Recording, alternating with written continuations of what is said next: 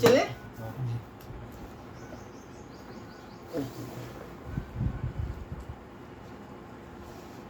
अब अभिषेक से अलावा दूसरे कौन है? वही पास पास है ना शिवकरण।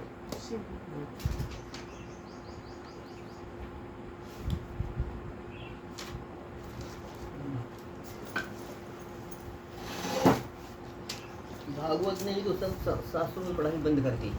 वृंदावन में बड़े बड़े विद्वान पहले थे, स्वाध्याय चलता था, भागवत की कृपा से सब बंद हो गया। क्योंकि भागवत कोई भगवान को जानने के लिए कोई थोड़ा पढ़ता है। भगवान को जानने के लिए भागवत पढ़ो तो कल्याण हो जाएगा, सब इसके लिए पढ़ते हैं। जी जी जी, अब तो बस यही मेन चीज है। भगवान को जानने के लिए कोई पढ़ता है। अब भागवत ऐसे समझ में थोड़ा आती है। कथा करने वालों में कोई एक आधा है, हमारा भी पूरे जानता है नहीं, श्लोक भी नहीं, सब अपनी अपनी जो मन गढ़ंत हुए ना उनको ही बताते हैं बस। चलिए तो चले जी। आवाज आती बोलने। हाँ हरिओम पंडित जी, ठीक है। हाँ हाँ चलते हैं। बोलिए। ये धातु प्रत्यय प्रातिपदिक से इससे समास में ये प्रातिपदिक संज्ञा हो जाती। स्वामी जी, ये प्रत्यय समास शास्त्र क्यों बनाना पड़ा? हाँ ये मेरी शंका थी। अच्छा ऐसा है ना जी। ये क्या बोलता है, धातु को छोड़कर, प्रत्यय को छोड़कर और प्रत्यांत को छोड़कर, है ना। तो ध्यान देना, समास में जिन पदों का प्रयोग होता है ना वो प्रत्यांत होते हैं शब्द। समास है ना, जैसे राजपुरुषः, समास जो होता है ना, समास जिन शब्दों से समास किया जाता है या जिन पदों का समास किया जाता है, पद कैसे होते हैं, प्रत्यांत। जैसे राज्ञः पुरुषः है ना, तो यहाँ पर राज्ञः ये षष्ठी एक वचनांत है, पुरुषा प्रथमा एक वचनांत है। तो यहाँ पर राज्ञः, यहाँ पर क्या प्रत्यय आपका नस, और पुरुषा में क्या आपका सु। तो समास के जो पद होते हैं ना, समास कैसा होता है, प्रत्यांत ही होता है। यदि कहे लोप होगा तो प्रत्यय लोपे प्रत्यय लक्षण से आता ही है। पंडित जी, पंडित जी, जी स्वामी जी सुन रहा हूं। समास में जो पद होते हैं ना, जो समास उसमें प्रत्यय होते हैं ना, तो समास कैसा होता है, प्रत्यांत होता है। यदि कहे उसको सुको धातु प्रातिपदिकों से लुक हो गया तो भी प्रत्यय लोपे प्रत्यय लक्षण तो आ ही जाएगा ना। तो प्रत्यांत होने के कारण उसकी समास में प्रातिपदिक संज्ञा प्राप्त नहीं है। ऐसा अब चला जाए। अच्छा हाँ बोलो। एक स्वामी जी एक और है, ये तो कृत और तद्धित क्या अर्थ वाले होते हैं? हाँ देखिए, प्रत्यय जितने हैं ना, कृत प्रत्यय तद्धित प्रत्यय सभी किसी न किसी अर्थ में होते हैं। जैसे कृत प्रत्यय देखिए घय प्रत्यय है, रमु क्रीडायाम धातु से अधिकरण अर्थ में घय प्रत्यय करके क्या बनता है, राम, राम बनता है ना। राम जो रामः बनता है वो रमु क्रीडायाम धातु से घय प्रत्यय करके राम शब्द बनता है। तो रमन्ते योगिनः यस्मिन, यस्मिन यस्मिन सप्तमी है ना, जिसमें योगी रमण करते हैं। तो घय प्रत्यय किस पे होता है, वहाँ पर कर्णाधिकरणियों से सूत्र के द्वारा यहाँ पर हुआ है अधिकरण अर्थ में, कहीं पर करण अर्थ में भी घय होता है। तो जो कृत प्रत्यय भी किसी न किसी अर्थ में होते हैं। जैसे रडबुल त्रिचौ, रडबुल और त्रिच ये दोनों प्रत्यय कर्तार्थ में होते हैं। रडबुल के उदाहरण क्या है, जैसे जहाँ पर वो को अप होता है, पाचका है ना, धावका, पाठका, ये रडबुल प्रत्यय के उदाहरण है। इसका क्या है, कर्ता। त्रिश प्रत्यय का, अच्छा त्रिश प्रत्यय जैसे गंता, ये सब क्या त्रिश प्रत्यय। तो जो कृत प्रत्यय है वो कोई कर्ता अर्थ में है, कोई कर्म अर्थ में है, कोई करण अर्थ में है, कोई भाव में है, कोई अधिकरण अर्थ में है। तो जो कृत प्रत्यय किसी अर्थ में है और तद्धित प्रत्यय भी किसी अर्थ में होते हैं। जैसे अपत्य अर्थ में तद्धित प्रत्यय होता है, भवा तत्र भवा भव अर्थ में होता है। तो कृत प्रत्यय और तद्धित प्रत्यय ये किसी न किसी अर्थ में होते हैं। ठीक है, और वो ठीक है। अब धीरे धीरे आपको सब कुछ आगे मिलेगा। गगन सुनाएगा जी। बोल। आज 3 बजे जग गया ये सबसे। क्या बहुत होता है। प्रत्यय परस्य। हाँ हाँ इत्यादि कृत्य ज्ञान दावन तात प्रातिपदिकाच परिस्वाद प्रत्याह सुपास्त्रीणि द्विवचनानि कष एकवचन द्विवचन बहुवचन संज्ञानि स्युः द्वे तयोर् द्विवचनैकवचने तुत्वैकत्वयोरेकैस्तः विरामावसानं वर्णानां भावावसान संज्ञा स्यात् ऋतुविसर्गो रामः। इतना है ना? ठीक है, चलते हैं।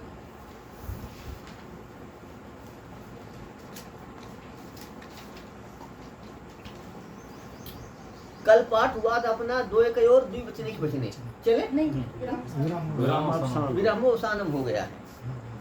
ठीक है, तो अभी किसी को पूछना हो पूछो, फिर अपना पाठ अभी आरंभ किया जाता है।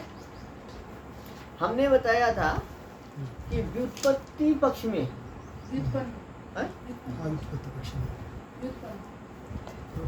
अच्छा व्युत्पन्न पक्ष अव्युत्पन्न पक्ष लिखाया है, उसी को व्युत्पत्ति पक्ष अव्युत्पत्ति पक्ष भी कह सकते हैं, है ना जी। अब देखिए कि व्युत्पत्ति पक्ष में प्रातिपदिक संज्ञा किस सूत्र से होती है? कृत तद्धित समासाश्चय से। व्युत्पन्न पक्ष में प्रातिपदिक संज्ञा होती है कृत तद्धित समासाश्चय सूत्र से, और अव्युत्पन्न पक्ष में प्रातिपदिक संज्ञा होती है अर्थवत् धातु प्रत्यय प्रातिपदिकम से। अब इसको समझिए कि जैसे संस्कृत भाषा में मूल क्या है आपकी धातु में, मूल क्या है? धातु में मतलब क्रिया, धातु में क्या है? धातु करते क्रिया। जैसे कि अब देखना, राम शब्द के रूप बनाएंगे किसके? राम से सु प्रत्यय लाएंगे तो रामः, राम से औ प्रत्यय लाएंगे तो रामौ, राम से जस लाएंगे तो रामः। पर प्रश्न है कि ये ठीक है, पर राम शब्द कैसे बना? फिर राम से सु लाएंगे तो रामा, पर राम कैसे बना? तो एक तो क्या है कि राम को आप अव्युत्पन्न भी मान सकते हैं। अव्युत्पन्न का मतलब क्या है? रेडीमेड ऐसा ही बना नहीं किसी से, ये भी ये छूट है अपने यहाँ। और यदि तो क्या होगा, जब अव्युत्पन्न मानेंगे ना तब उसकी रूढ़ ही मानना पड़ेगा। जो समझते हैं वो समझ जाएं, रूढ़ वो किसी अर्थ में प्रसिद्ध है, रूढ़ है। धीरे धीरे हम समझाएंगे आपको, ये सब धीरे धीरे समझाएंगे। और यदि उसको व्युत्पन्न मानते हैं तो उसमें अर्थ निकलता है आसानी से। अर्थ समझते हैं, पाठ का है ना, पाठ का करते पाठ करने वाला, धाव का करते है दौड़ लगाने वाला, है ना, ऐसा गंता करते जाने वाला। तो ये अर्थ जो होते हैं प्रकृति प्रत्यय को मिलाकर हो जाते हैं। गंता ता जो है पियो वहाँ त्रिश प्रत्यय का, ता करते वाला करता, और गम का क्या अर्थ है? जाने। महाराज जी, हाँ। ये जो संस्कृत भाषा है, हाँ, इस भाषा के ऊपर ही पहले भाषा थी ना, हाँ, मुख्य। हाँ, बाद में संस्कृत व्याकरण तैयार किया उसके व्याकरण हमेशा किसी भी भाषा का भाषा पहले बनती है, व्याकरण बाद में बनता ऊपर। है। तो फिर जो कृत सामान्य सूत्र है, हाँ हाँ, उसका कुछ प्रयोजन नहीं बनता, क्योंकि अर्थ धातु प्रत्यय प्रातिपदिकम इस सूत्र से पहले से ही राम शब्द है। नहीं, अर्थ निकालने के लिए आपको, जब अर्थ निकालने के लिए आपको व्युत्पन्न मानना ही पड़ेगा। अलग अलग अर्थ करने के लिए व्युत्पन्न पक्ष मानना ही पड़ेगा, व्युत्पत्ति पक्ष। अब आपको थोड़ा बताएंगे बाद में, जब रूढ़ ये शब्द की शक्ति पर पता हो, अभिधा पता हो, लक्षणा पता हो, तब ठीक रहेगा। धीरे धीरे समझ में आएगा, अभिधा लक्षणा व्यंजना शक्तियाँ तब समझ में आएगा। अभी जो प्रसंग है उसी को समझते रहे। तो अब देखिए, ये राम शब्द को अव्युत्पन्न पक्ष में अर्थवत् धातु प्रत्यय प्रातिपदिकम से प्रातिपदिक संज्ञा, और व्युत्पन्न पक्ष में कृत तद्धित समासाश्चय से प्रातिपदिक संज्ञा। तो देखना, धातु क्या है आपकी? रमु। क्या है आपका? रमु में रहता है रम। रमु में क्या रहता है? रमु धातु क्रीड़ा अर्थ में है। किस अर्थ में? क्रीड़ा करना, खेलना, आनंदित होना, ऐसा एक अर्थ है। तो धातु आपकी क्या है? रम, है ना।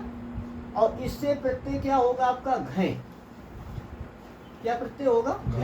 यदि नहीं समझ में आए तो आप लोग चिंता नहीं करना। ये रम क्या है आपकी? नहीं, एक मिनट,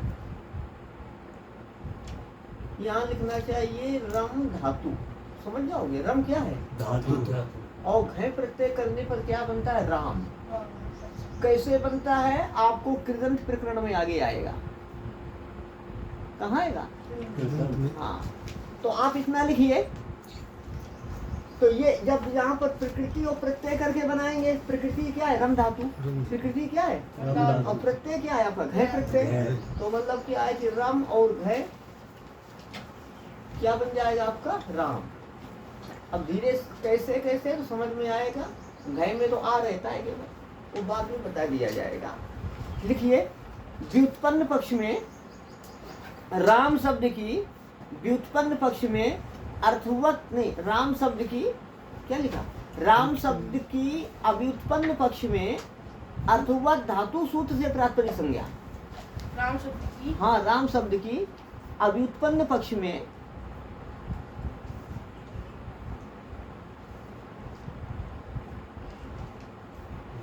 राम शब्द की अव्युत्पन्न पक्ष में अर्थवत सूत्र से प्रातिपदिक संज्ञा लिखा, और व्युत्पन्न पक्ष में कृत तद्धित समासाश्च सूत्र से प्रातिपदिक संज्ञा। कृत तद्धित सूत्र है ना। राम शब्द की अव्युत्पन्न पक्ष में अर्थवत धातु सूत्र से प्रातिपदिक संज्ञा और व्युत्पन्न पक्ष में कृत तद्धित समासाश्च सूत्र से प्रातिपदिक संज्ञा। हो गया। तो व्युत्पन्न पक्ष में क्या है, प्रकृति और प्रत्यय की कल्पना की गई। प्रकृति क्या है इसमें, रम, और प्रत्यय क्या है आपका, घय है ना। ये क्या है, घय क्या है आपका, प्रत्यय। प्रकृति और प्रत्यय माना गया ना। तो जब रम क्या है कि रम प्रकृति है और घय प्रत्यय करके राम बनाएंगे तो ये कौन सा पक्ष हो जाएगा आपका, व्युत्पन्न पक्ष। आपने लिखा अभी कि राम शब्द की अव्युत्पन्न पक्ष में अर्थवत सूत्र से प्रातिपदिक संज्ञा और व्युत्पन्न पक्ष में कृत तद्धित समासाश्च सूत्र से प्रातिपदिक संज्ञा। ठीक है। प्रातिपदिक संज्ञा करने पर या प्रातिपदिकाद प्रत्यय परस्य, इन तीन सूत्रों के अधिकार में सौ जस्मौट सूत्र के द्वारा सु वौ जस सब 21 प्रत्यय प्राप्त होते हैं। प्रातिपदिक संज्ञा करने के बाद न्या प्रातिपदिकात प्रत्यय परस्य, इन तीन सूत्रों के अधिकार में पढ़े गए सौ जस्मौट इस सूत्र के द्वारा 21 प्रत्यय प्राप्त होते हैं। किससे पर, राम शब्द से पर। किससे पर, राम शब्द से पर। इसको हटा दे, लिख लिया जी जी। अच्छा, तो क्या होगा, बात समझ में आई। प्रातिपदिक संज्ञा करने के बाद में न्या प्रातिपदिकात प्रत्यय परस्य के अधिकार में सौ जस्मौट सूत्र के द्वारा क्या है, 21 प्रत्यय प्राप्त हुए। किससे पर, राम शब्द से पर। अब क्या करना है, जब 21 प्रत्यय प्राप्त होते हैं सब तो इकट्ठे नहीं किए जा सकते हैं। क्यों, तो समझिए। सुपा सूत्र के द्वारा, सुपा सूत्र के द्वारा जो त्रिक है ना, तीन तीन के त्रिक है, उनकी क्रम से एक वचन, द्विवचन, बहुवचन संज्ञा होगी। सु की एक वचन संज्ञा, औ की और जस की। हाँ, तो सुपा सूत्र के द्वारा एक वचन, द्विवचन, बहुवचन संज्ञा होगी। तो संज्ञा कर देंगे ना। संज्ञा के बाद में क्या होगा, सु की क्या संज्ञा हो जाएगी, एक वचन संज्ञा। अब सूत्र लगेगा द्वयो कयोर द्विवचनैक वचने।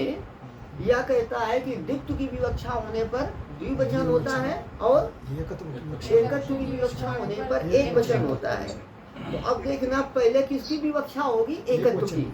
विवक्षा करते वक्तुम इच्छा, कहने की इच्छा। वक्तुम इच्छा अर्थात कहने की इच्छा। तो अब क्या होगा कि एकत्व को कहने की इच्छा होने पर, एकत्व को कहने की इच्छा सौ जस्मौट सूत्र के द्वारा प्रथमा विभक्ति के एक वचन में आ जाएगा सु। प्रथमा विभक्ति के एक वचन में क्या आ जाएगा, सु। द्वित्व की विवक्षा में द्विवचन, एकत्व की विवक्षा में एक वचन। तो प्रथमा विभक्ति के एक वचन में क्या है, सु आ जाएगा। तो हो जाएगा रामा सु। दोबारा देखेंगे, मैं पुनः एक बार कहता हूँ। राम शब्द की प्रातिपदिक संज्ञा व्युत्पन्न पक्ष मानने पर कृत तद्धित समासाश्च से, और अव्युत्पन्न पक्ष मानने पर अर्थवत धातु प्रत्यय प्रातिपदिकम से प्रातिपदिक संज्ञा। प्रातिपदिक संज्ञा होने पर क्या होगा, न्या प्रातिपदिकात प्रत्यय परस्य, इनके अधिकार में पढ़े गए सौ जस्मौट सूत्र के द्वारा 21 प्रत्यय प्राप्त हुए। अब क्या होगा, सुपा सूत्र के द्वारा जो त्रिक है ना, तीन तीन के समूह, तीन तीन, तो उनकी क्रम से एक वचन, द्विवचन, बहुवचन संज्ञा होगी। ये कल समझाया था ना। द्वयो कयोर द्विवचन एक वचन सूत्र कहता है द्वित्व की विवक्षा में द्विवचन और एकत्व की विवक्षा में। तो एकत्व की विवक्षा होने पर द्वयो कयोर द्विवचन एक वचन किससे, प्रथमा विभक्ति के एक वचन में क्या आएगा, सु। राम सु। अब जो नए छात्र हैं वो इतना जानेंगे कि सु में ऊ हट जाएगा, क्या रहेगा? सा। जो पहले से पढ़ते आए हैं वो देखेंगे जो सु है ना, सु में ऊ की इच संज्ञा हो जाती है।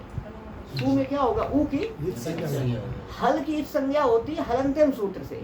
हल की इच संज्ञा होती है और अच की इच संज्ञा किससे होती है? उपदेशेजन नासिक इससे।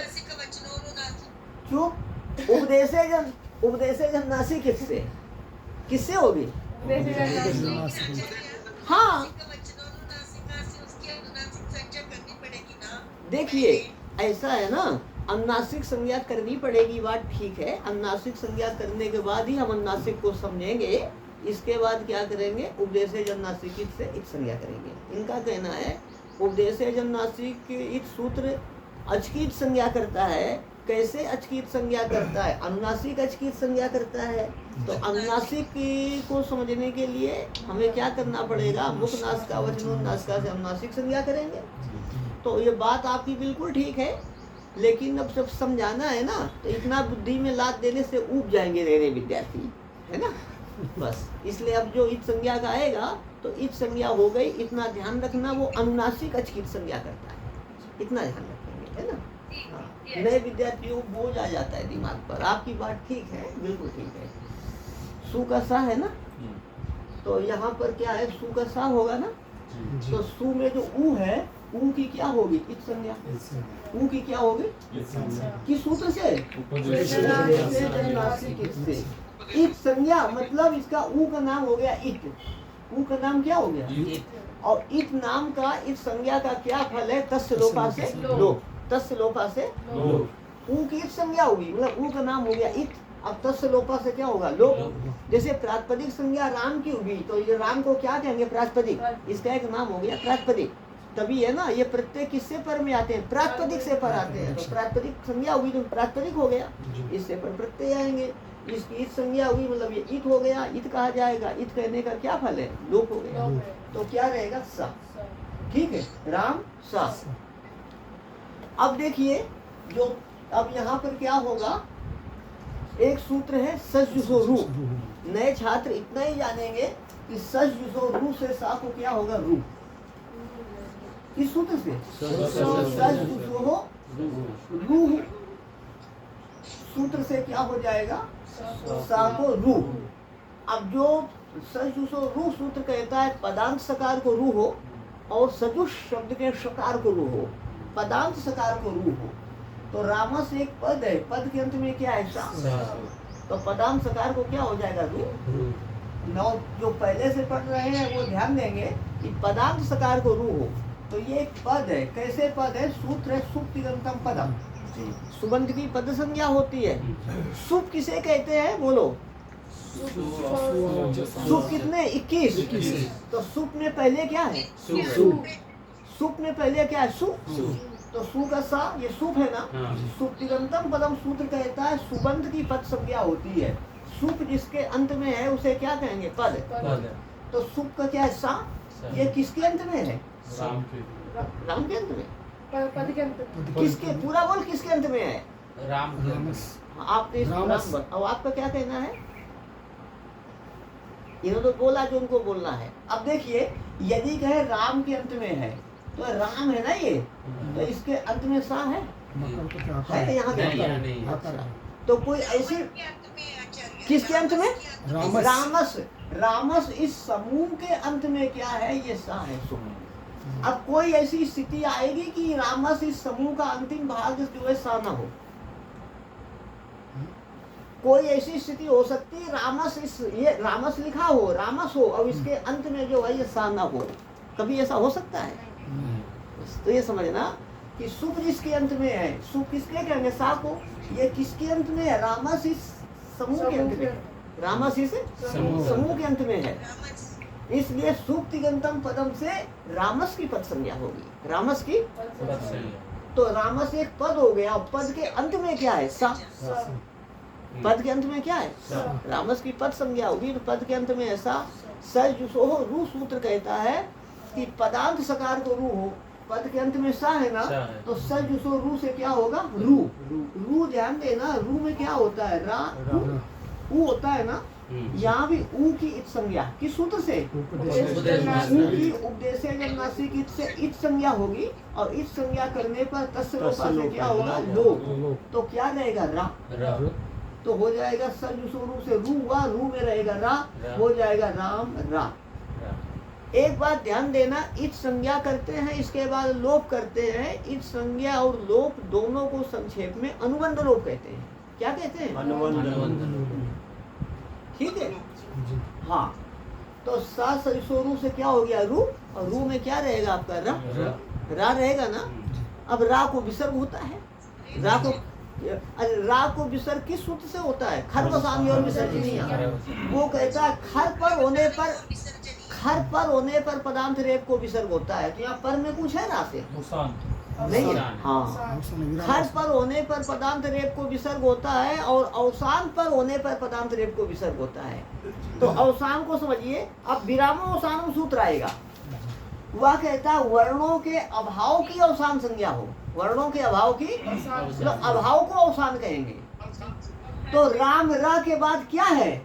कुछ है? राम रा ये वर्ण है। वर्ण क्या है? रकार रकार मकार रकार रकार, ये वर्ण है ना, कितना है ना। तो इसके रा के आगे कोई वर्ण है? तो रा के आगे वर्ण नहीं है। रा के आगे क्या है? वर्णों का अभाव। रा के आगे क्या है? तो वर्णों के अभाव की अवसान संज्ञा हो गई। वर्णों के अभाव की, ये जैसे प्रातिपदिक संज्ञा किसकी भी? राम की, है ना। और इस संज्ञा यहाँ किसकी भी? ऊ की, किसी वर्ण की हुई ना। और ये क्या? वर्ण के अभाव की अवसान संज्ञा हो गई। तो अवसान संज्ञा किसकी हुई? तो कहीं वर्णों के अभाव की।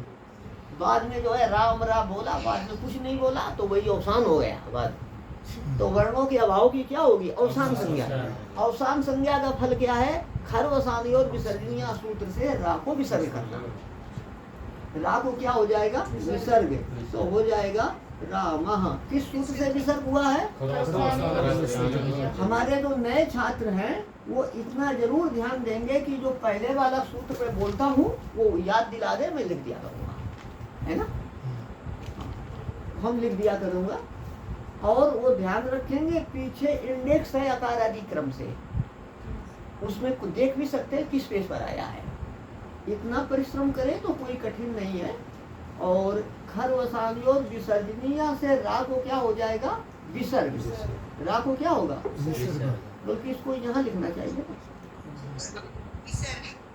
रा को विसर्ग किस सूत्र से हुआ है? खर्वसानी और विसर्जनीय से बन गया रामा।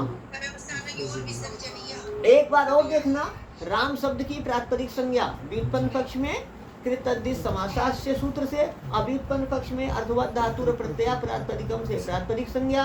प्रातिपदिक संज्ञा होने पर न्या प्रातिपदिकात् प्रत्यय परस्य, इन तीन सूत्रों के अधिकार में पढ़े गए या इन तीन सूत्रों के अधिकार में आने वाले सौ जसवोट छष्टाभ्याम भीस गेभ्याम भ्यस नसीभ्याम भ्यस नसो साम गेव सुप, है ना।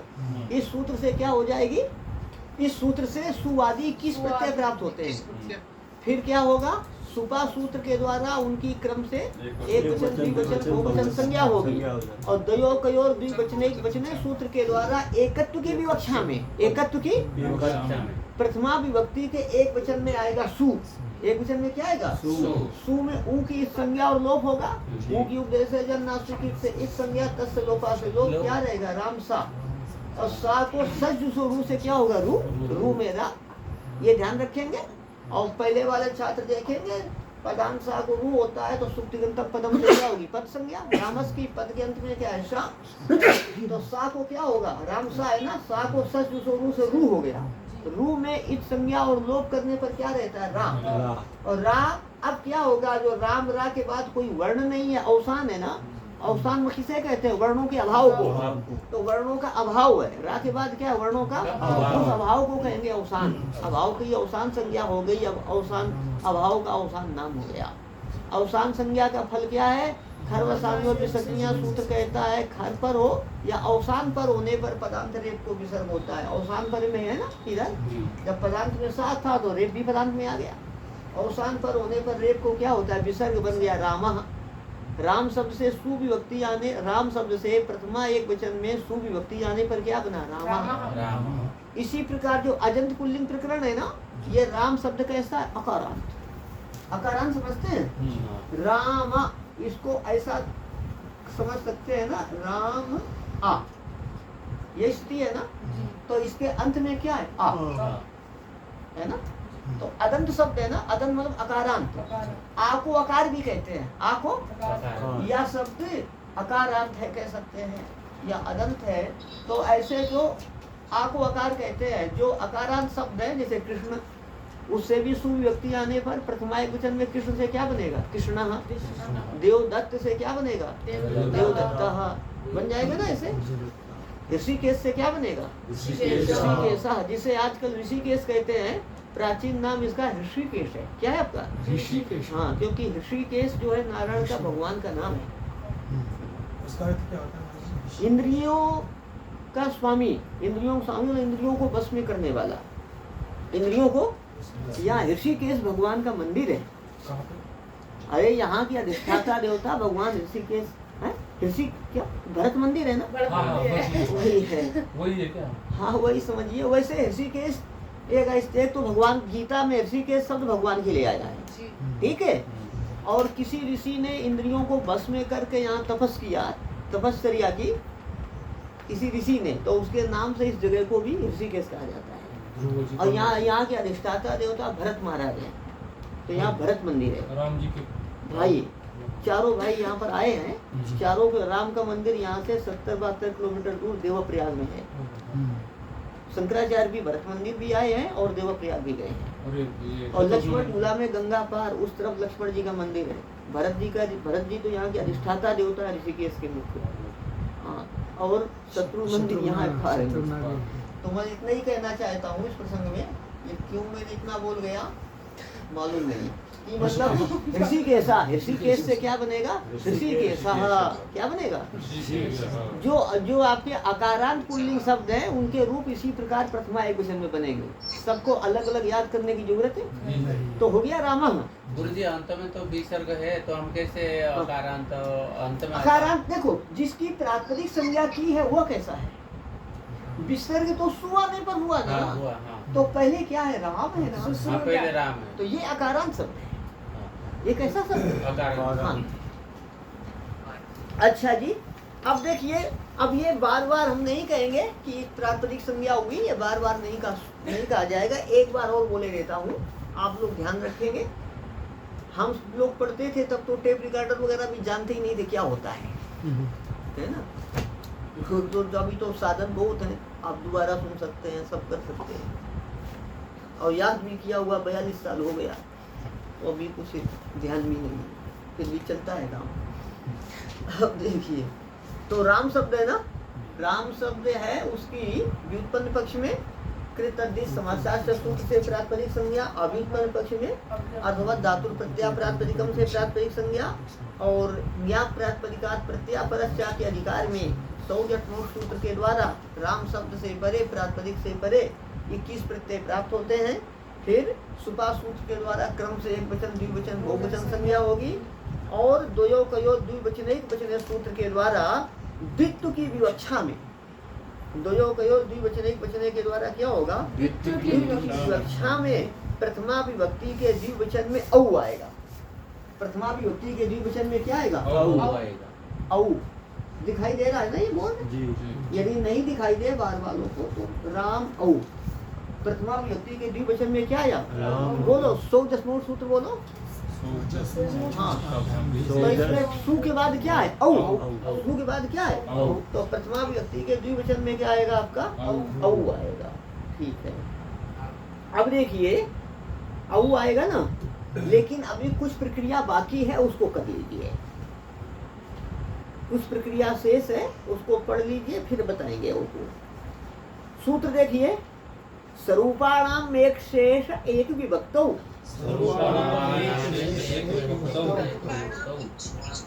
अच्छा चलो, ऊपर वाला थोड़ा देखना, ऋतु विसर्गो लिखा है ना। ऋतु विसर्गो को ये समझेंगे कि राम सबसे पहले सु आया था, सु में क्या रहा? सा को सजसो से रू हो गया, सजसो से, तो रू को क्या कह दिया? रुत। सा को सा सजसो से क्या हुआ? रू। रू को लिए क्या लिखा यहाँ पे? रुत हो गया। और फिर रुत में क्या रहा आपका? रू में क्या रहा? रा। और रा को क्या किया? विसर्ग। तो रुत विसर्ग समझ गए, सात स्वरों से रुत हो गया और बाद में उसे खरवसानियों से विसर्ग हो गया। अब आइए स्वरूपाणाम एक शेष एक विभक्तौ,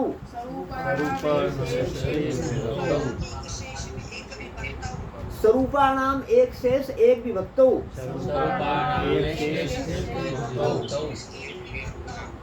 स्वरूपाणाम षष्ठी बहुवचनांत, स्वरूपाणाम और एक शेषा प्रथमा एक वचनांत, एक विभक्तौ सप्तमी एक वचनांत। नए छात्र यदि ना समझे तो कोई चिंता नहीं, पदों की हम बताते हैं। स्वरूपाणाम षष्ठी एक वचनांत, एक शेषा प्रथमा एक वचनांत, एक विभक्तौ सप्तमी एक वचनांत। सूत्र में कितने पद हुए?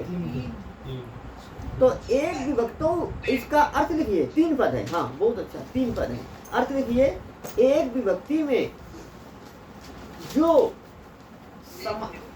एक विभक्ति या एक विभक्ति पर होने पर क्या या एक विभक्ति पर होने पर जो समान रूप वाले शब्द देखे जाते हैं, या एक विभक्ति पर होने पर जो समान रूप वाले शब्द देखे जाते हैं, उनमें एक ही शेष रहता है या उनमें एक ही शेष रहता है, अन्य का लोप होता है। उनमें एक ही शेष रहता है। हाँ,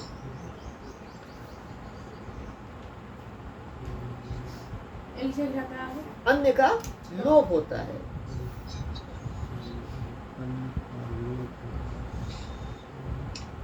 चलिए, एक विभक्ति में जो समान रूप वाले शब्द देखे जाते हैं, उनमें एक ही शेष रहता है। हाँ, एक विभक्ति में, है ना, या समान विभक्ति में। अब इसको समझने का प्रयास करो। एक विभक्तों का अर्थ है एक विभक्ति पर होने पर, एक विभक्ति होने पर, यानी स्वरूपाणि एव, यानी यानी का अर्थ है जो, स्वरूपाणि एव, स्वरूपाणि का अर्थ है समान रूप वाले, समान रूप वाले ही लिख दो, क्यों एव का अर्थ ही है ना, समान रूप वाले ही, समान रूप वाले ही, हाँ, समान रूप वाले ही शब्द देखे जाते हैं, समान रूप वाले ही शब्द देखे जाते हैं। दृष्टानि का अर्थ देखे जाते हैं। कौन देखे जाते हैं? शब्द। तेसाम का अर्थ उनमें, किनमें? उन शब्दों में, उन एक ही एका एव शिष्यते, एक ही शेष रहता है, एक शब्द ही एक ही शेष रहेगा। इसका मतलब अन्य का लोप होगा, अन्य का। अब समझने का प्रयास कीजिए। स्वरूपा नाम है ना, स्वरूपाणी का क्या अर्थ है? समान रूप वाले, ठीक है जी। एक विभक्ति पर होने पर या समान विभक्ति पर होने पर जो समान रूप वाले ही शब्द देखे जाते हैं, उनमें एक ही शेष रहता है, दूसरे का लोप होता है। अब देखिए यहाँ पर राम शब्द है ना, जी, तो अब इसको ऐसे समझना, एक राम को कहने की, एक राम की विवक्षा है, एक राम को कहने की इच्छा है तो आप कहते हैं राम, और 2 राम को कहने की इच्छा होगी तो क्या बोलेंगे? राम राम। राम रामू तो बाद में बनेगा ना। जी। एक राम को कहने की इच्छा है तो आप क्या बोलेंगे? राम, और 2 राम की विवक्षा है तो राम राम। तो 2 राम को कहने की इच्छा होने पर क्या होगा? राम राम। क्या होगा? द्विवचन है, राम राम होगा ना। अब देखना राम राम, यहाँ पर राम राम जब होगा तो दो बार हुआ ना राम, तो दोनों का जो है ना समान रूप है दोनों राम का या भिन्न रूप है? समान है ना, आकृति समान है ना, राम राम दोनों समान है ना जी। अच्छा, एक राम को कहने की इच्छा है तो राम, 2 राम को कहने की इच्छा है तो राम राम। अब स्वरूपा नाम एक शेष विभक्तों कहता है एक विभक्ति में, यहाँ द्विवचन की विभक्ति है ना, तो एक विभक्ति पर होने पर, एक विभक्ति पर होने पर जो समान रूप वाले शब्द देखे जाएं, समान रूप वाले शब्द कौन है? राम राम, दोनों का समान रूप है ना, तो उनमें एक ही शेष रहेगा, एक रहेगा राम, एक क्या रहेगा? और दूसरे का हो जाएगा लोप। अब लिख लीजिए, जो शेष रहता है वह लोप होने वाले का भी बोधक होता है।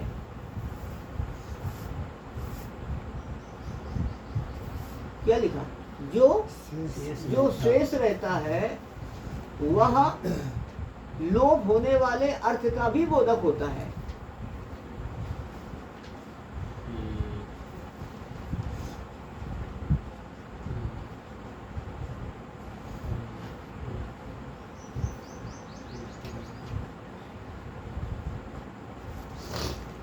क्या लिखा? जो शेष रहता है वह लोप होने वाले अर्थ का भी बोधक होता है। तो इसमें एक राम शेष रहा और जो लोप दूसरे राम का हुआ तो उसका भी बोध कराएगा, उसका भी मतलब उसका भी बोध कराएगा। एक होने पर भी दो समझना, एक होने पर भी दो समझना, ऐसा यहाँ पे मतलब है।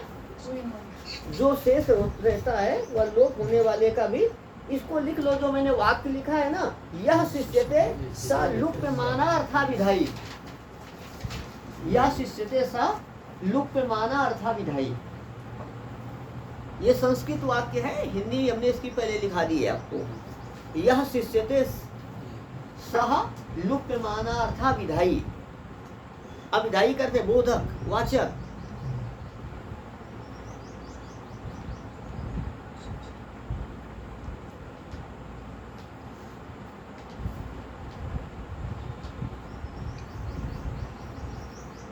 लिखा आपने क्या? जो शेष रहता है वह लोप होने वाले अर्थ का भी, हाँ जो लोप हुआ ना दूसरे राम का, लोप होने वाले अर्थ लिखा है। तो सुविधा के लिए आप शब्द लिख लो, है ना। अर्थ या कोष्ठक में शब्द कर लेना अर्थ के आगे। यहाँ अर्थ का मतलब है शब्द। अर्थ का क्या मतलब है? शब्द। हाँ वैसे अर्थ कहते हैं वस्तु को, तो वस्तु यहाँ शब्द ही है। जो शेष रहता है वह लोप होने वाले अर्थ का भी बोधक होता है। तो देखना, राम शब्द है, जब दो राम को कहने की इच्छा है तो राम राम बोला जाएगा। अब दो राम कहा जाएगा, फिर स्वरूपा नाम एक शेष विभक्तों से एक शेष रहेगा। क्या होगा? अब ध्यान देना, जब एक शेष रहेगा अब प्रातिपदिक संज्ञा करो। एक शेष होने पर अब क्या होगी? हाँ, अब प्रातिपदिक संज्ञा करो आप। अथवा धातु प्रत्यय से क्या होगी? व्याकृत से जिससे करना चाहो प्रातिपदिक संज्ञा होगी। और प्रातिपदिक संज्ञा करने पर क्या होगा? अब हम बार बार आवृत्ति नहीं करेंगे उसकी।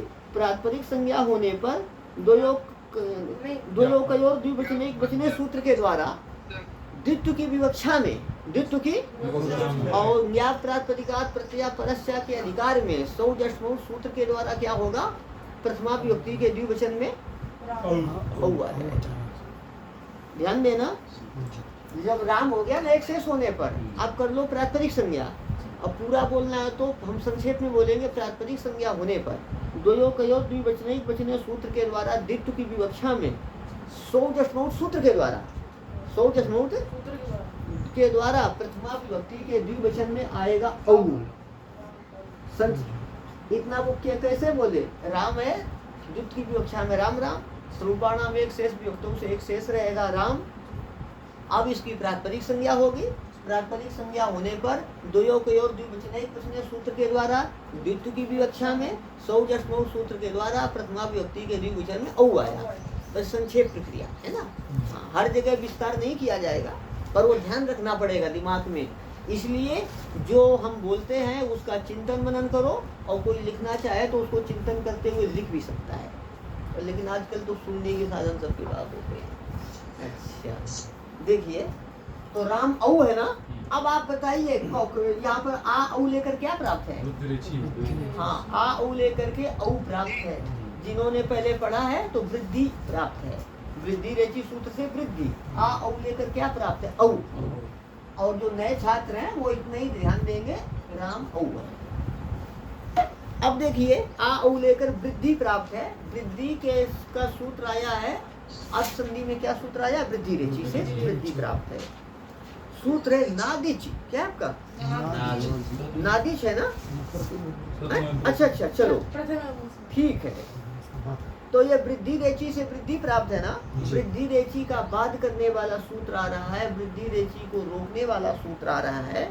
सूत्र है प्रथमयोः पूर्व सवर्णः। प्रथमयोः पूर्व सवर्णः। प्रथमयोः पूर्व सवर्णः प्रथमयोः षष्ठी द्विवचनांत पूर्व सवर्ण प्रथमा एक वचनांत है ना। प्रथमयोः षष्ठी द्विवचनांत और पूर्व सवर्ण प्रथमा एक वचनांत। ठीक है। अब इसका अर्थ लिखिए। अक से प्रथमा द्वितीया विभक्ति संबंधी अच पर होने पर, अक से प्रथमा द्वितीया विभक्ति संबंधी अच पर होने पर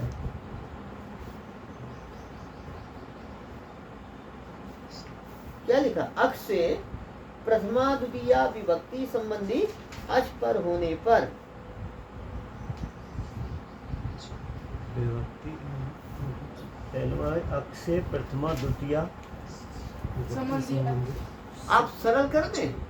प्रथमा द्वितीया विभक्ति का अच पर होने पर ऐसा भी कर सकते हैं। सरल करना हो तो अक से, आप बोल रहे हो उसको क्यों? अक से प्रथमा द्वितीया विभक्ति संबंधी अच पर होने पर अथवा अक से प्रथमा द्वितीया विभक्ति का अच पर होने पर, संबंधी की जगह का भी कर सकते हैं। अक से प्रथमा द्वितीया विभक्ति का अच पर होने पर पूर्व पर के स्थान में, पूर्व पर के स्थान में पूर्व सवर्ण दीर्घ एक आदेश होता है। पूर्व पर के स्थान में पूर्व सवर्ण दीर्घ एक आदेश होता है।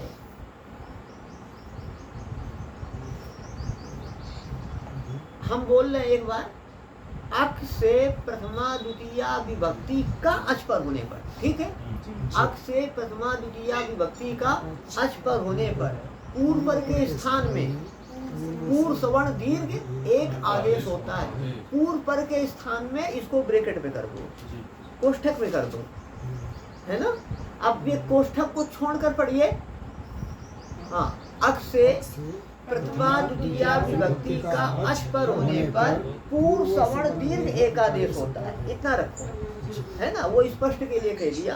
अब पुस्तक से मिलाइए। अकह, अक से हमारे यदि नए छात्र हैं वो अक को समझने के लिए हम नए छात्रों को ले चलते हैं संज्ञा प्रकरण की शुरुआत में। चलिए बंसीधर जी, संज्ञा प्रकरण पुस्तक की जहाँ से ग्रंथ शुरू होता है, चैप्टर लघु सिद्धांत कौमुदी नत्वा सरस्वती देवी, वहाँ अथ संज्ञा प्रकरणम लिखा है आई उण री लिरिक। तो वहाँ देखो, पढ़ो आई उण री लिरिक, है ना। शुरू में क्या है आपका आ और अंतिम में क्या है का। तो इसके बीच में जो आएगा ना आ ई उ री लिरी, इन्हीं को कहेंगे अक। आ ई उ री लिरिक है ना, तो आ ई उ री लिरी का को छोड़ दो। अक में क्या कौन कौन आएंगे? आ ई उ री लिरी, ठीक है ना। अब देखिए तो अब और अक, तो देखिए अक राम में माँ में क्या है? आ। ये समझते इस बात को आप ना? माँ में क्या है? आ अक प्रत्याहार में आएगा, अक में आएगा ना। अक एक प्रत्याहार है। जो अक समझे ना, आ ई उ री लिरी, तो इनको प्रत्याहार कहते हैं। अक प्रत्याहार में कितने आए? आ ई उ री लिरी 5। तो ये क्या अक प्रत्याहार में आया ना, अक आ। तो अक से प्रथमा द्वितीया विभक्ति का अच पर होने पर, प्रथमा विभक्ति का अच पर हो अथवा द्वितीया विभक्ति का अच पर हो, दोनों एक साथ नहीं मिलेगा। तो कौन सी विभक्ति चल रही है अभी? प्रथमा विभक्ति का द्विवचन है ना। अच पर होने पर नए छात्र देखेंगे अच वहीं चलेंगे आई उण री लिरिक में। इसको पढ़ो, आई उण री लिरिक ए ओम आई यौ छाय वरट लण, नहीं अच दोबारा पढ़ो, आई उण री लिरिक ए ओम आई औच, यहीं तक पढ़ो। आरंभ में क्या है आपका? आ। अंतिम में क्या है? आई औच का चा है ना। तो आ से लेकर चा तक गिनो और अंतिम जो सूत्र के अंतिम में जो हल है उनको छोड़ दो। तो अच में कौन कौन आएंगे? आ ई उ री री ए ओ आई ओ। आ ई उ री री ए ओ आई। तो ये अच में आएंगे 9 जितने स्वर है ना, है? ये स्वर है ना जितने वाविल से, ये सभी किसमें आ गए? अच में। तो अच में देखना औ आता है, बोलो अच प्रत्याहार उ री री ए ओ आई ओ। तो अक है ना, माँ में आ, मकार उत्तरवर्ती अकार, उत्तरवर्ती मतलब मकार के उत्तर वाला, मकार के बाद वाला। मकार उत्तरवर्ती अकार के आपका अक से जो अच पर में, अच में औ आएगा ना, ये प्रथमा विभक्ति का है, द्वितीय विभक्ति का। द्वितीय प्रथमा विभक्ति प्रथमा विभक्ति। अरे भाई प्रथमा विभक्ति का ही तो सु औ जस औ है ना ये जी। अभी द्वितीय विभक्ति तो अभी आरंभ भी नहीं हुई ना, प्रथमा विभक्ति भी पूरी नहीं हुई। प्रथमा में सु औ जस आएगा ना, तो अक से जो अच पर में है किस विभक्ति का है? सु औ जस ही प्रथमा। क्या लिखा है? सु औ जस ही प्रथमा। सु औ जस ये प्रथमा विभक्ति है। तो ये प्रथमा विभक्ति का अच पर में है ना, तो अक से प्रथमा विभक्ति का अच पर होने पर अथवा अक से द्वितीय विभक्ति का अच पर होने पर, यहाँ क्या पर में अक से प्रथमा विभक्ति का अच पर, तो पूर्व सवर्ण दीर्घ एक आदेश होता है। पूर्व सवर्ण दीर्घ एक आदेश जो होगा पूर्व पर के स्थान में होगा। तो इसको ऐसे भी समझ सकते हैं ना आप, इसको कैसे ऐसे समझ सकते हैं ना, समझ सकते हैं ना ऐसे। माँ में आ है ना, अक क्या ये आ, जिससे प्रथमा विभक्ति संबंधी अच पर है, तो पूर्व सवर्ण दीर्घ होगा पूर्व पर के स्थान में, मतलब आ औ के स्थान में। आ औ दो है, इनमें पूर्व में क्या है? पूर्व का सवर्ण दीर्घ होगा, मतलब पूर्व का सजाती दीर्घ होगा। पूर्व का तो आ का सजाती क्या होगा आपका? आ है ना, पूर्व का सवर्ण दीर्घ होगा। ये आ है ना, ये ह्रस्व है, इसका सजाती दीर्घ क्या होगा? आ। तो आ औ लेकर के क्या हो, क्या प्राप्त है? आ। पूर्व सवर्ण दीर्घ प्राप्त है। पूर्व का सवर्ण दीर्घ, पर का नहीं, पूर्व का सवर्ण दीर्घ। तो आ औ लेकर के क्या प्राप्त है? आ। ठीक है ना। तो यहाँ लिखा क्या? इति प्राप्त। इति इस सूत्र की वृत्ति कितनी है? अतः प्रथमा द्वितीय रचि पूर्व सवर्ण दीर्घ एकादेशा स्यात्। इति प्राप्ते का अर्थ इति सूत्रेण प्राप्ते। इति अनेन सूत्रेण प्राप्ते मतलब प्रथमयो पूर्व सवर्ण, इस सूत्र के द्वारा पूर्व सवर्ण दीर्घ प्राप्त होने पर। क्या? प्राप्ते का अर्थ है पूर्व सवर्ण दीर्घ प्राप्ते। पूर्व सवर्ण इति प्राप्ते का अर्थ होगा इस प्रथमयो पूर्व सवर्ण इस सूत्र के द्वारा। क्या?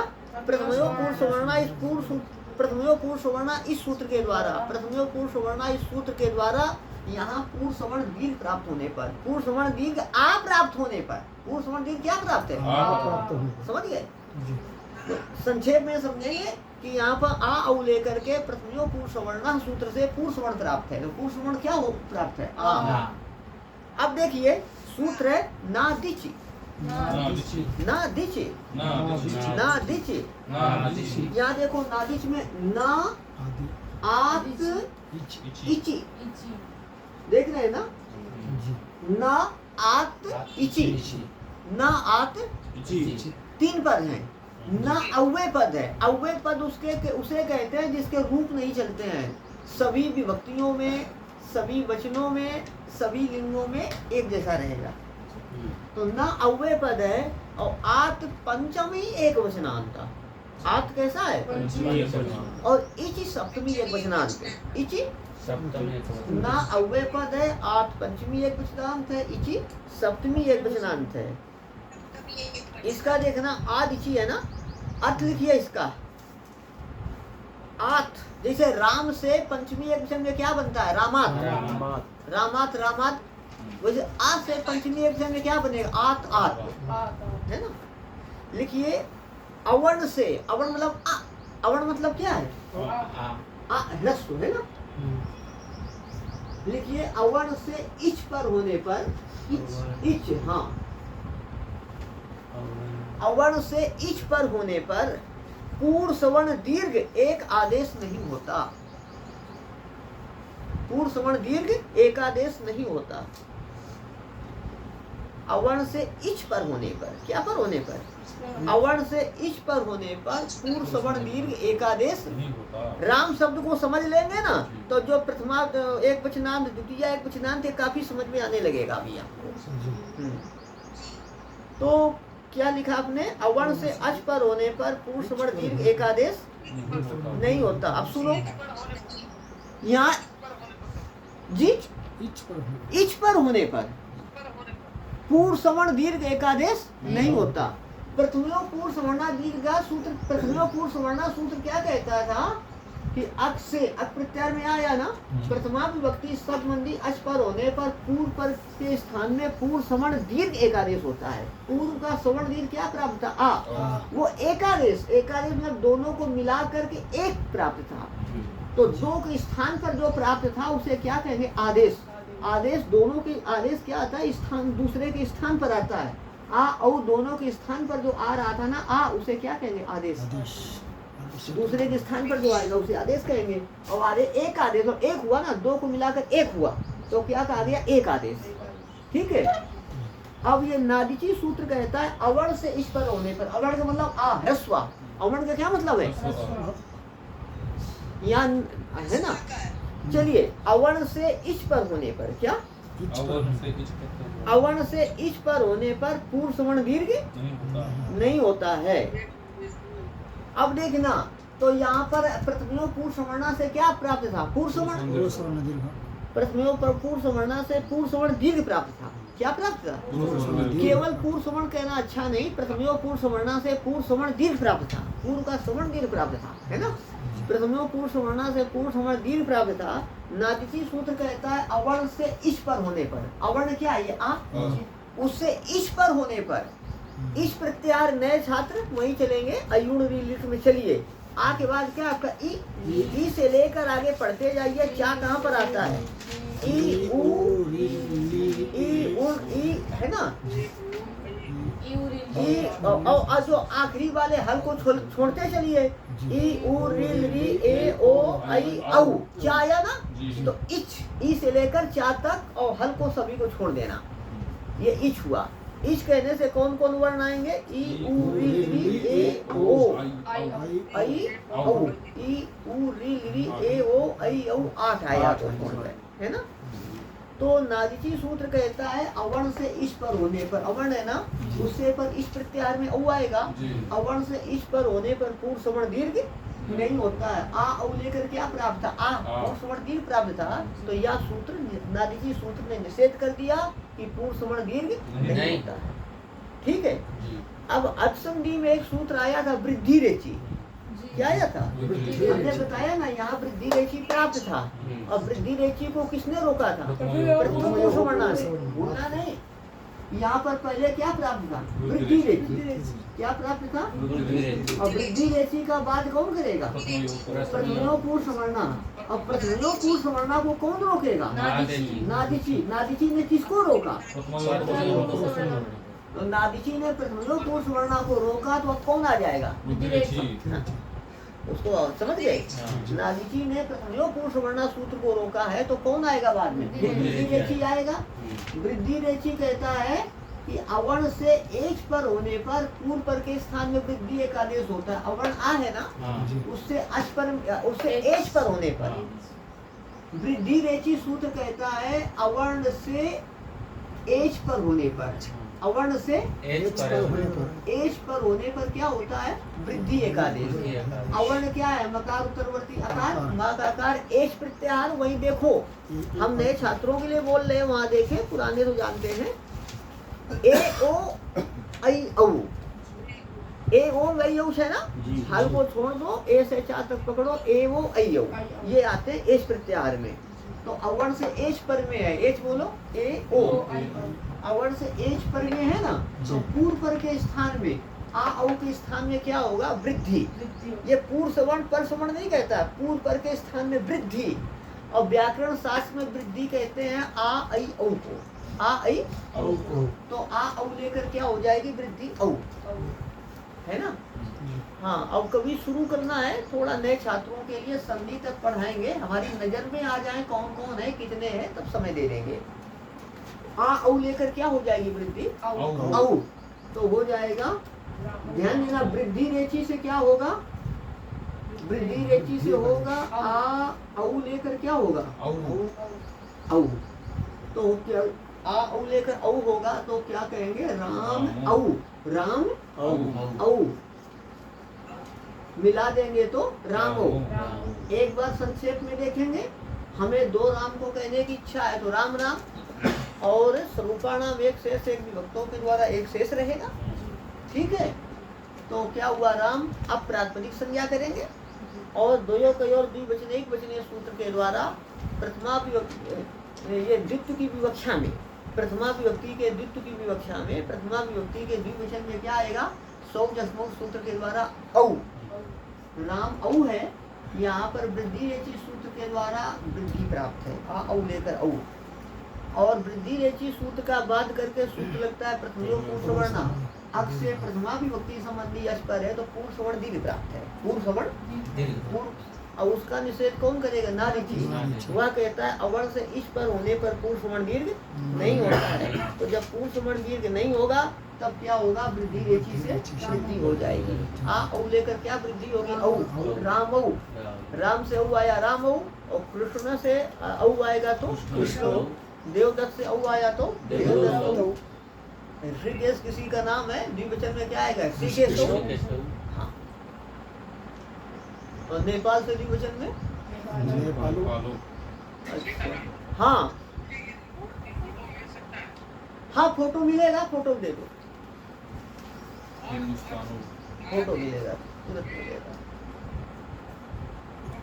पूछ लो। हाँ बोलिए बंशीधर जी, आप हाँ हाँ बोलिए बंसी जी।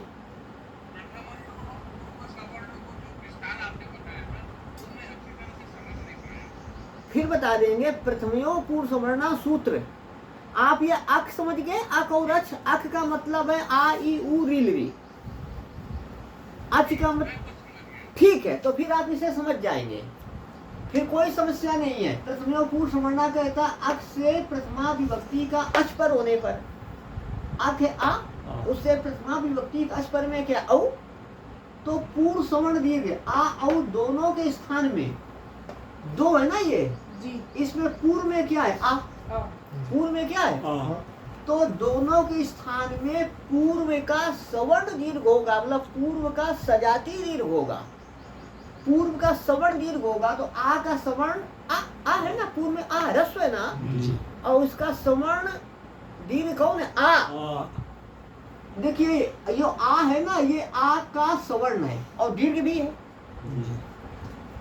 सवर्ण का मतलब सोचते हैं ना, जैसे कि समान लोक में कहते हैं ना, एक ही जाति वाले को सवर्ण करते समान वर्ण वाले, सवर्ण का क्या अर्थ है, मतलब समान समानता वाले, क्या मतलब हुआ, समानता वाले समझ लेना। और जिन्होंने व्याकरण पढ़ा है वो अण्वित सवर्ण प्रत्यय सूत्र के द्वारा क्या होता है, सवर्णता का, सवर्ण का बोधक होता है ना, और तुल्यास प्रथम सवर्णम के द्वारा क्या होती, सवर्ण संज्ञा, तुल्यास प्रथम सवर्णम के द्वारा होती सवर्ण संज्ञा, मतलब क्या है कि जिनका उच्चारण स्थान और अभ्यंतर प्रति मिलता है उनको सवर्ण कहते हैं, उन्हें क्या कहते हैं। आप ऐसा संक्षेप में समझो बंशीधर जी, आ ह्रस्व दीर्घ और प्लुत, ये आ का सवर्ण कौन होगा, आ मतलब दीर्घ होगा, और आ का सवर्ण ई उ कभी नहीं होंगे, ई उ, आ का सवर्ण ह्रस्व ही नहीं होगा, दीर्घ भी नहीं होगा, आ का सवर्ण ह्रस्व नहीं होगा, दीर्घ भी नहीं होगा, आ का सवर्ण क्या होगा आपका, आ का सवर्ण आ वो क्या होगा, आ ही होगा, तो पूर्व का सवर्ण में दीर्घ होगा, पूर्व हो गए, पूर्व आ और दो में क्या होगा, पूर्व में आ है ना, इसका ही सवर्ण दीर्घ होगा, इसका ही सवर्ण दीर्घ होगा, इसका सवर्ण दीर्घ क्या है आपका आ, दोनों को मिलाकर पूर्व पर के स्थान में ये सवर्ण दीर्घ क्या प्राप्त है, आ। ये एकादेश कहते हैं कि एक आदेश, दोनों की जगह एक आदेश हो रहा है। बंशीधर जी कोई समस्या हो तो बोल सकते हो। हाँ, आप बिना संकोच के पूछेंगे, आपका उत्साह है तो पाठ अच्छा ही रहेगा। चलिए, बहुत लोग तो क्या है समझ में नहीं आया तो छोड़ देते हैं, ऐसा नहीं। बंशीधर जी बैठे हैं, अब समझ में आने लगा, बैठे देखिए, ये फायदा है पाठ में बैठने का। जो मल्ल विद्या सीखते हैं ना, मल्ल विद्या, हाँ पहलवानी सीखते हैं ना, तो उसमें बलवान लोग जाते हैं, लेकिन कम दुर्बल व्यक्ति भी जाएगा लगातार तो कुछ न कुछ दाव पेच सीख ही जाता है। हमारे पाठक गुरु जी कहते थे ऐसे ही, जैसे मतलब अखाड़े में कोई दुर्बल व्यक्ति भी जाता रहेगा लगातार तो दाव पेच सीख जाता है। ऐसे जो सोचे समझ में नहीं आता है, नियमित श्रद्धा पूर्वक अध्ययन करेगा तो वो भी बहुत कुछ सीखेगा, गुरु जी कहते थे। अब देखेंगे आप, तो ये रामू हो गया ना, हो गया, कर दें एक सूत्र कर दें कि रोक दें? चलो एक कर दें। बहुसु बहुवचनम, बहुसु बहुवचनम, बहुसु बहुवचनम, बहुसु सप्तमी बहुवचनांत और बहुवचनम प्रथमा एक वचनांत, है ना, ये खोल देना। बहुसु सप्तमी बहुवचनांत और बहुवचनम प्रथमा एक वचनांत, नया व्यक्ति है। इसका अर्थ है बहुत्व की विवक्षा में बहुवचन होता है। बहुत्व की विवक्षा में जैसे एकत्व, द्वित्व और बहुत्व। आइए, एकत्व, द्वित्व और संस्कृत में एक वचन, द्विवचन, बहुवचन। हाँ, बहुत्व की विवक्षा में बहुवचन होता है। जैसे एकत्व की विवक्षा, द्वित्व की विवक्षा, वैसे बहुत्व की विवक्षा। बहुत का मतलब है अनेकत्व। बहुत का क्या मतलब है? हाँ, बहुत्व की विवक्षा में अथवा अनेकत्व की विवक्षा में क्या होता है? बहुवचन। एकत्व की विवक्षा में क्या होता है? और द्वित्व की विवक्षा में, और बहुत्व की विवक्षा में। तो एक वचन और द्विवचन किस सूत्र से होते थे? बहुवचन किस सूत्र से आएगा? हाँ हाँ, संख्या देखो। अच्छा, पहले बहुवचनम सूत्र है, इसके बाद है दो एक और द्विवचन एक वचन, है ना? हाँ, बहुत की भी एकत्व की विवक्षा में एक वचन, द्वित्व की विवक्षा में द्विवचन और बहुत की विवक्षा में बहुवचन। ठीक है? हाँ,